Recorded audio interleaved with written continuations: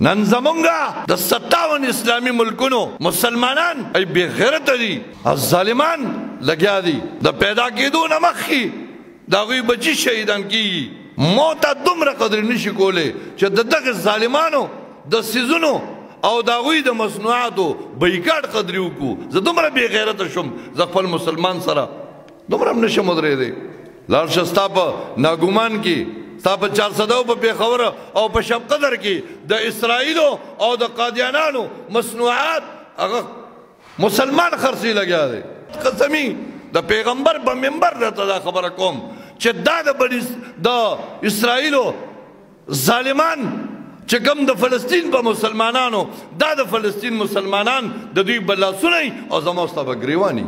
دوی به مونږ نه تپوس کوي تاسو مونږ دپاره هسې په ایمان یې وایه. مونږ چېرته 2 رکعته مونځ کړی دی، الله ته مې ویلي چې الله زما دغه وس دی، نشم کولی ورتلی نشم، مالی جاني جهاد نشم کولی. ربه 2 رکعته مونځ مې وکړه. قسم دې سار مې د فلسطین بچی مې را سره ناست د فلسطین یو ویډیو مې کتا، هغه ماشوم قسم په الله کورې وران پروت دی او دا ماشوم دا شاته دا ماشوم ناست دی، شاته ماشوم ته وګوره دومره ماشوم دی او د کور په ملبه باندې ناست دی او بره ګوري وایي یا رب یا رب. بې اختیاره ورسره په ژړه شو، مې ربه دا آواز به ته اورې یا رب.